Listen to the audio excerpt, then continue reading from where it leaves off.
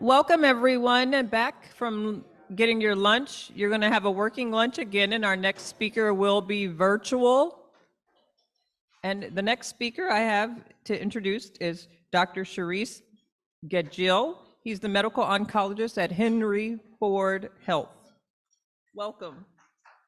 Thank you very much. I wish I was there. Can you hear me all? Can all of you hear me? Okay. So I wish, first of all, that I was there in person, and I apologize that I'm doing this virtually. But I definitely didn't want to pass up the opportunity and to speak with all of you.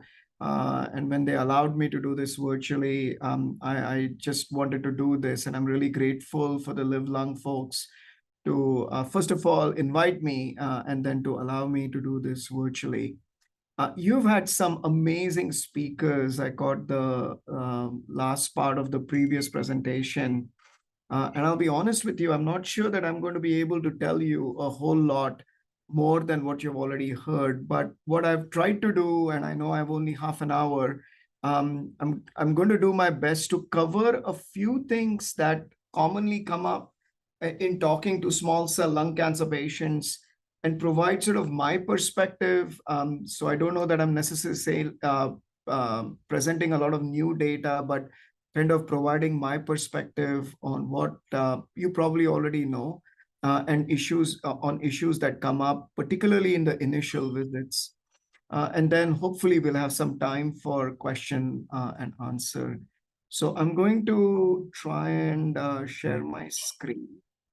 So I'm at Henry Ford, and I always like to start my presentations in the context of a patient of mine who have had the privilege of managing now for approximately 5 years. So when this patient was diagnosed, she presented with a cough and some shortness of breath. And so she underwent a chest X-ray and a CT scan.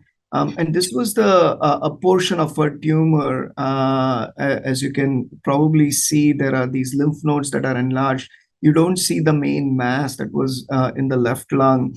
And then the only site of her disease was some what we call pleural-based metastases. So there was this pleura lining on the lung, and on the left side there were pleural-based metastases. And I'll come to this patient a bit later on. She was diagnosed in September of 2019. When I see a patient for the first time, what I try to do is explain what is cancer. And again, to a large degree, this audience knows this, but I try to go over this with the hope that I can explain what cancer means, why it develops. So we are made up of what we call cells. These are generally round in structure. In the tip of my little finger, there could be up to 1 million cells. So we are made up of billions and billions of cells. And these two red lines in a normal cell are supposed to represent the two sets of genes that we have inherited from our parents. And over years, due to a variety of factors, including smoking, but things in the diet, things in the water, things in the environment, we can pick up gene damages, and these blue changes in these red lines are supposed to represent those gene changes. And it's the accumulation of multiple gene changes in the normal genes that we have in every cell of our body, that then those abnormal genes start giving wrong commands to these cells and make the cells divide, grow, and develop the ability to detach from where they are located, get into the blood vessels, and travel to other parts of the body. So in a sense, cancer is our own tissue that is behaving abnormally, that is growing, that is developing the ability to spread to other areas, and that is surviving longer than it should because of acquisition of gene damage over years through a variety of factors. And it is sort of a contribution of multiple gene abnormalities that are then giving wrong commands that leads to cancer. One of the major differences between small cell lung cancer and non-small cell lung cancer, both cancers, there are multiple genes that are abnormal that lead to cancer formation. But in some non-small cell lung cancers, there is a dominant gene that was damaged and that is behaving abnormally that drives the cancer. And if you can target the product of that dominant gene, you can shrink the cancer. Whereas generally in small cell lung cancer, and there are always exceptions, there is no dominant gene. It is multiple genes that are damaged and then they are behaving abnormally that lead to cancer formation. So you don't have generally, again, in small cell lung cancer, this component of what is called as targeted therapy. Again, something that is very well known, but important to appreciate that in many patients, the cancer, lung cancer, whether non-small cell or small cell, is advanced in that it has already spread to the lymph nodes or other sites of the disease. And I cannot tell you how often I get asked, how is it possible that you're telling me I was feeling perfectly fine a month ago? I have a little bit of a cough, otherwise I'm feeling fine. How is it possible that I have stage 4 lung cancer? And I've tried to explain this. We have 2 lungs. We don't need 2 lungs. There are people who have run marathons with 1 lung.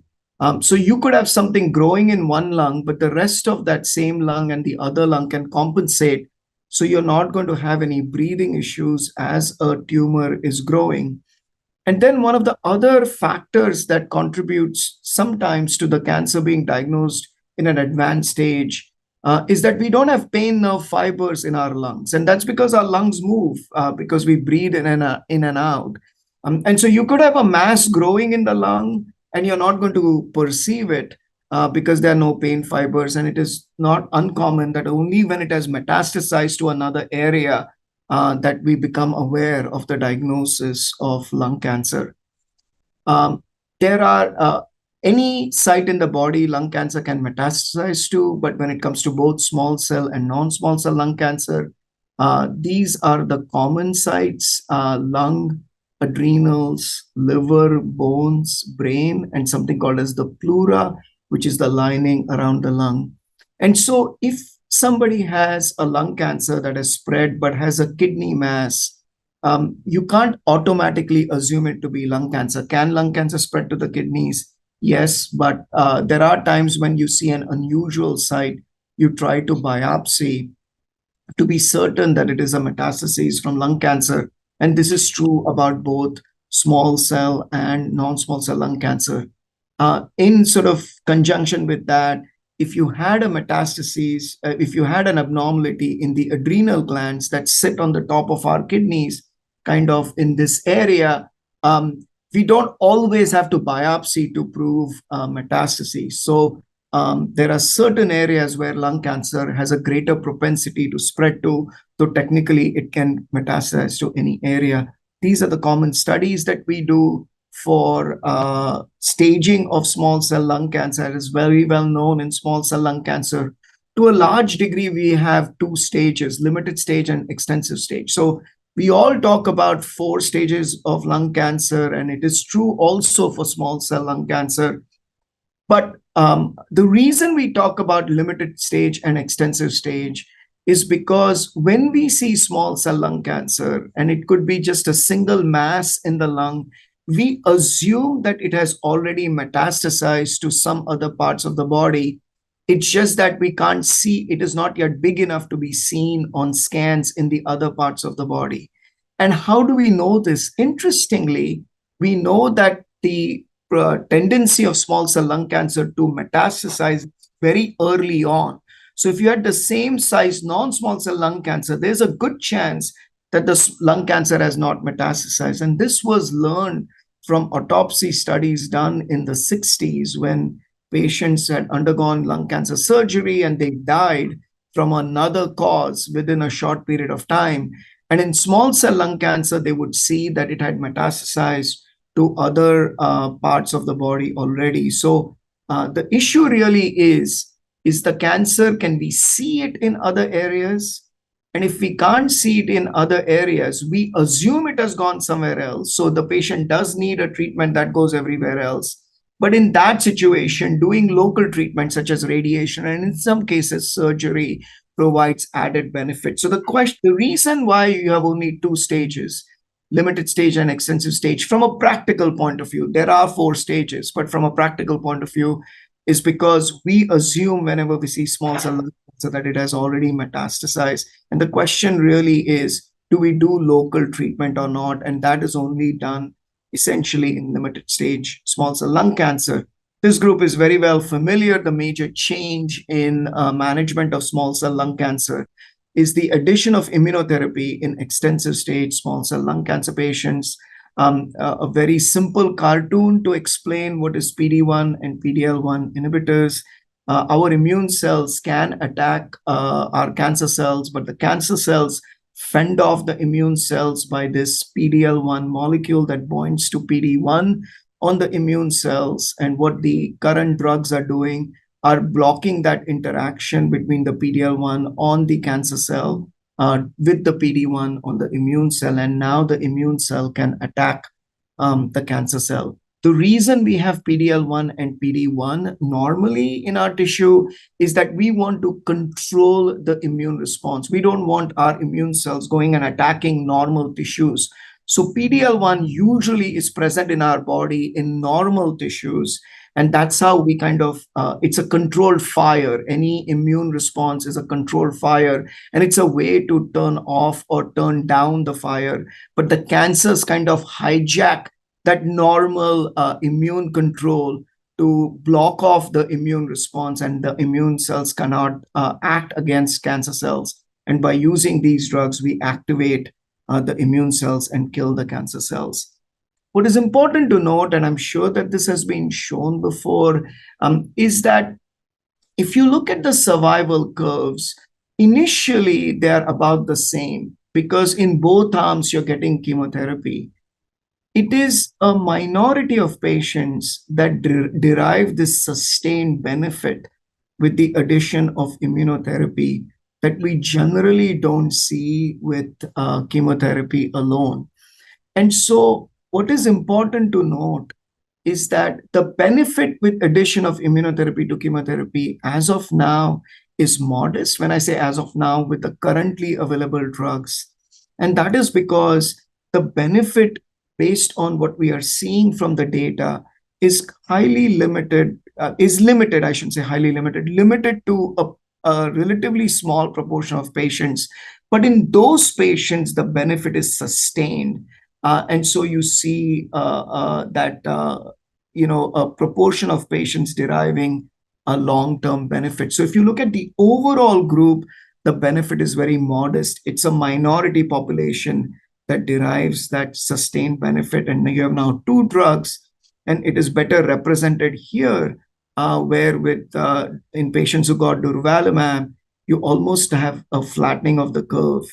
I can tell you that it is extremely uncommon as represented by the patients on the chemotherapy where only about 6% of the patients were alive for 3 years or longer, that this was quite uncommon. And I have to believe that even among the patients on chemotherapy who survived 3 years, some of them got immunotherapy, and that's why they were alive. Otherwise, seeing a patient alive in the past when chemotherapy was the only tool we had available, living beyond 3 years when they had extensive stage disease was extremely rare. Now, as I mentioned, the important thing to note is that it's only a minority of patients that derive that sustained benefit. Now, please understand, a lot of patients derive benefit, but that benefit is modest.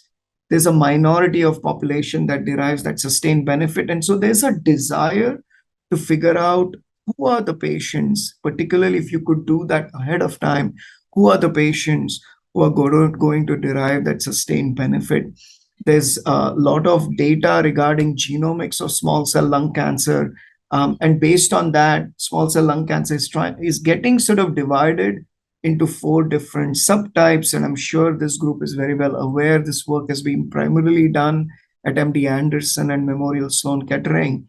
And they've identified, particularly the group at MD Anderson has identified this group, which is represented in the blue curve, that seems to have the greatest benefit with the addition of immunotherapy to chemotherapy, whereas the other 3 groups may not be deriving as much benefit. Now, one has to view this data with caution. This is retrospective analysis.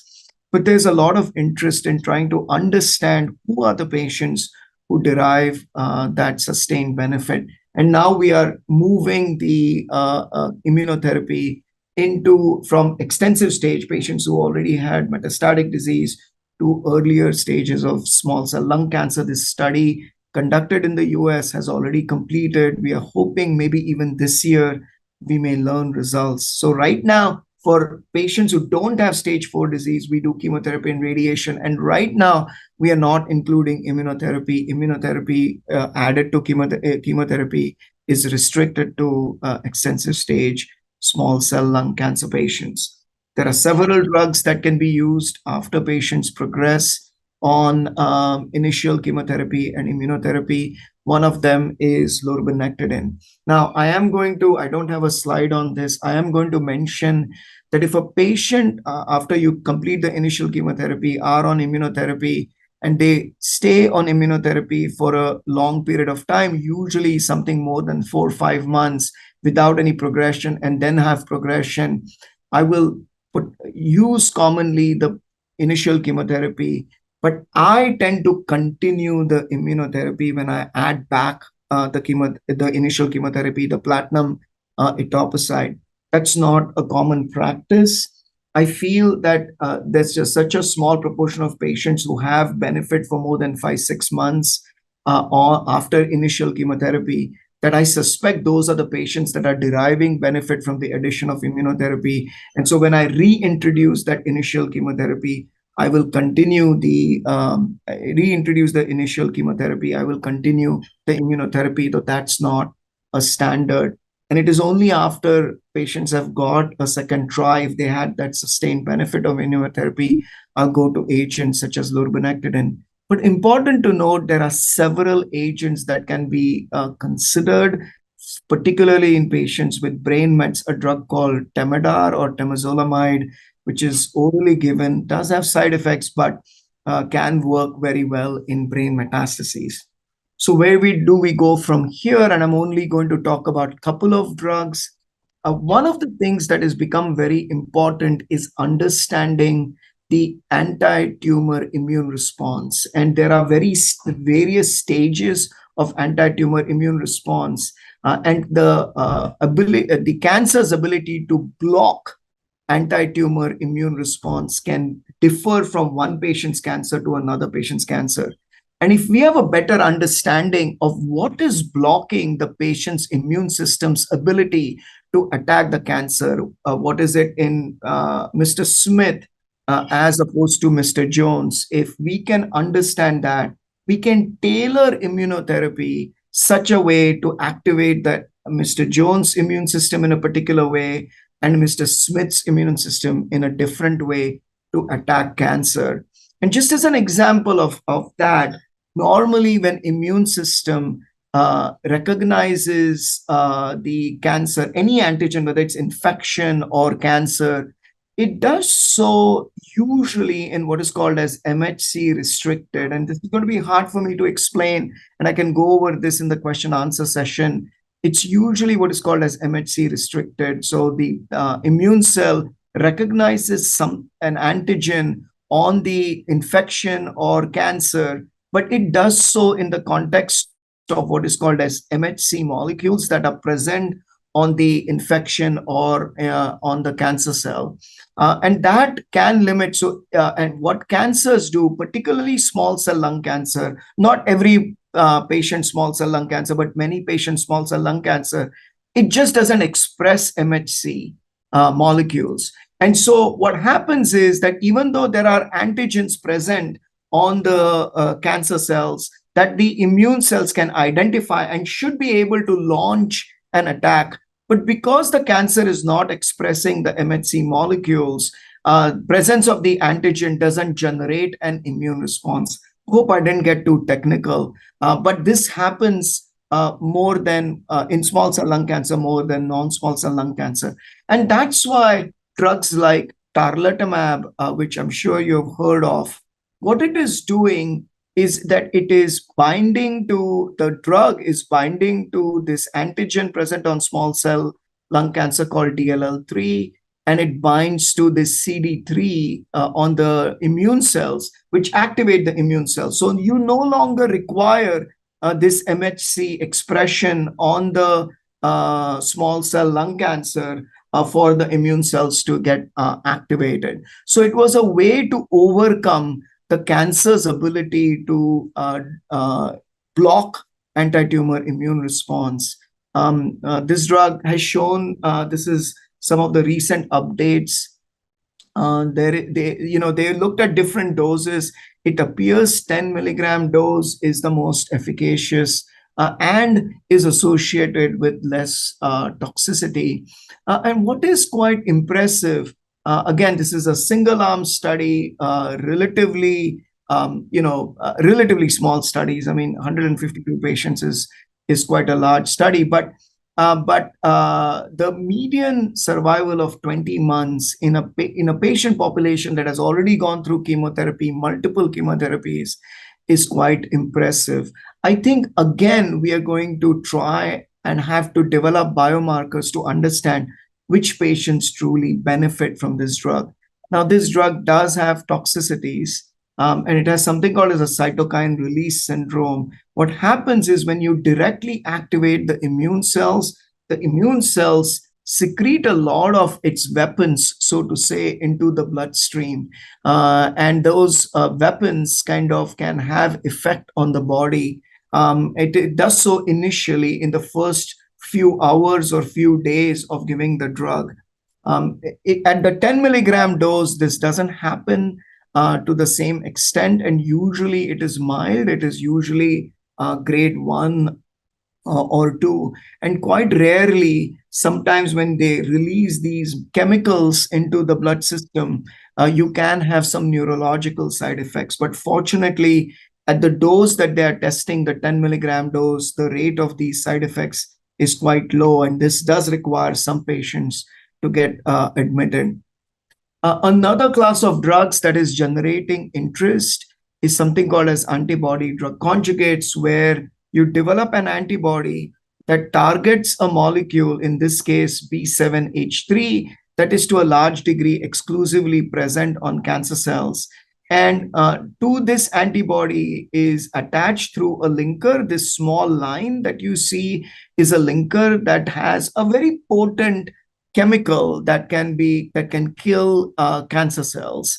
And because this antibody can only bind to this B7H3 that is almost exclusively present on cancer cells, when you give this drug intravenously, the antibody, once it reaches the cancer, binds to the B7H3 and gets internalized into the cancer cell. So think of a tow truck with a chain that is carrying the car, and the tow truck can only park in the cancer because the tow truck can only go into the garage that has the B7H3 on the garage door. So once it goes and binds to the B7H3, the garage door gets open, the whole tow truck with the chain and the car goes inside. And once inside, the chain is broken and the car is released, and the car just goes haywire and kills the cancer cell. And this drug has shown very promising results. Interestingly, just today, I saw 2 patients who are on clinical trial of this drug just in my clinic earlier today. And there is a lot of promise. These kind of drugs, these drugs called antibody drug conjugates, are also being developed in non-small cell lung cancer, but there's hope that these drugs will be more effective in small cell lung cancer, because small cell lung cancer actually is more sensitive to chemotherapy than non-small cell lung cancer. The problem is that there is a limit to what dose we can give, because if you give a higher dose, it affects normal drugs. But because this antibody drug conjugates selectively deliver chemotherapy to cancer cells, we are hoping that we see actually a greater benefit in small cell lung cancer. I'm going to skip this portion of screening.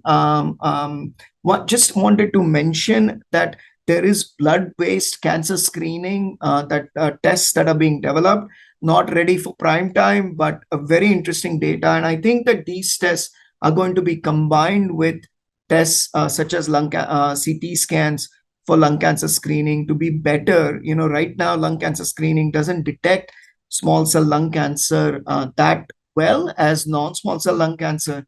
And maybe as we generate these other tools, we can even detect small cell lung cancer early. I don't think I have to go over the issue of clinical trials with this group. And I believe that this is even more important in small cell lung cancer. We have not made as many advances in small cell lung cancer as we have in non-small cell lung cancer. But there are a lot of exciting drugs on the horizon, and there is just no way to find out if these drugs are going to be effective without doing these clinical trials. But again, I believe this group is well versed with the benefits of clinical trials. I do want to finish up by talking about hospice care and palliative care. There is a great trend in managing lung cancer patients, both small cell lung cancer and non-small cell lung cancer, of engaging palliative care right from the beginning, where the oncologists are much more focused on managing the cancer and the effects of the cancer and the effects of the chemotherapy. But the palliative care palliative care provider is much more focused on the patient as a whole, symptoms, social aspects, psychological aspects. And I just feel like this is something that is helping us deliver better care to our patients. And I again feel this is something that is making a bigger difference. I believe, I don't know if there's any data in small cell lung cancer patients as non-small cell lung cancer. And I wanted to include this because many folks in the community kind of associate palliative care. Are you talking about hospice?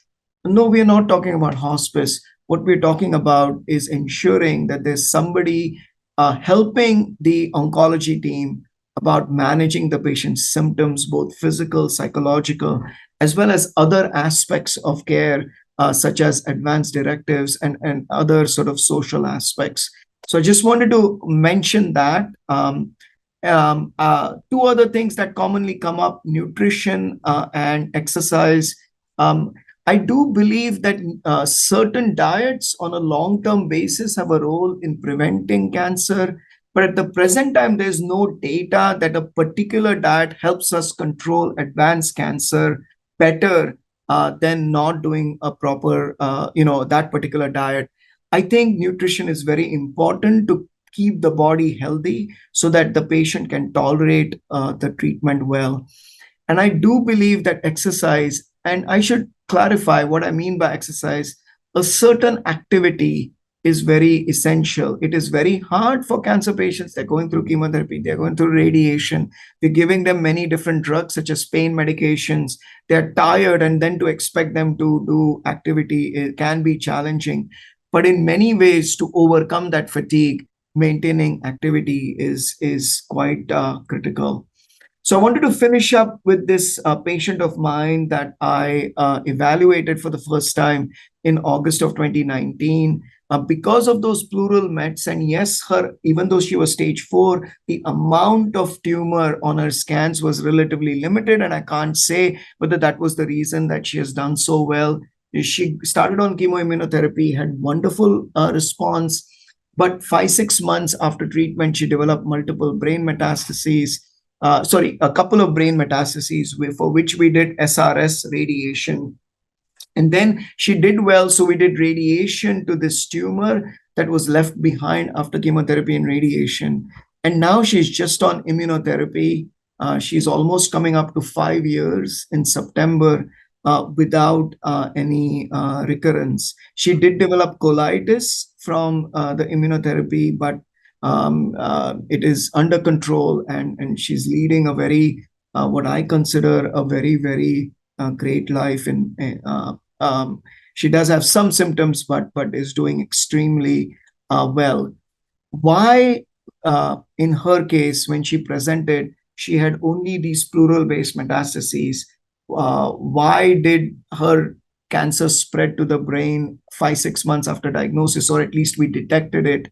And why she has never recurred over the last 4.5 years, I don't know. But these are the cases that help us encourage us to continue looking at much better drugs to try and provide better benefit.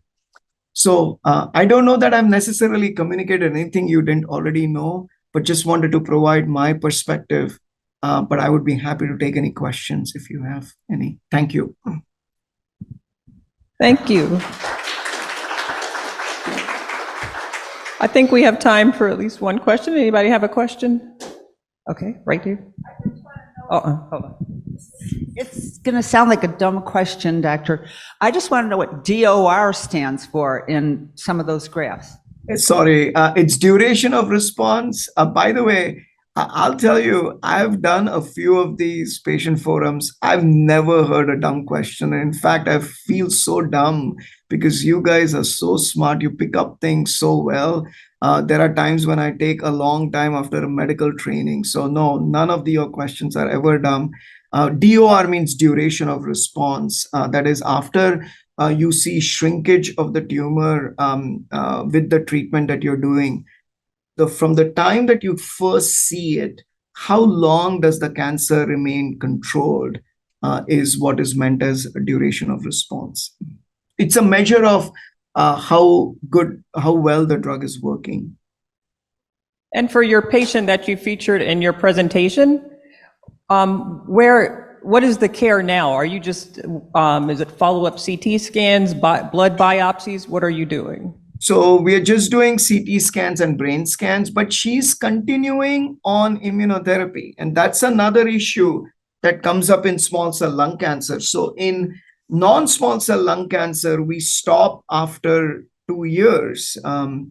In this patient, about 5 months or about 6 months after she was diagnosed, she developed brain metastases. And needed brain radiation, not whole brain, but specific radiation. I have continued. Is that the right way to do this? Because in the trials in small cell lung cancer, the immunotherapy, there was no finite time like there has been a finite time of 2 years in non-small cell lung cancer. And so I have continued her on treatment, and I will say that it was only after a year and a half of immunotherapy she developed colitis. So, and she does get occasional flare-ups even now. So, am I really doing her any favors by continuing the immunotherapy? Would her colitis flare-ups, they don't happen frequently, maybe a couple of times a year, but she does have flare-ups. Would they go away if we stopped immunotherapy? I don't know.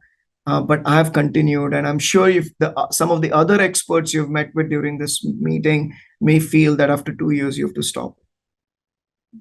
Thank you so much. Thank you very much. Happy to take any questions via email as well. The organizers have my email. So thank you for giving me the opportunity. Hope you continue to have a wonderful conference. Mm-hmm.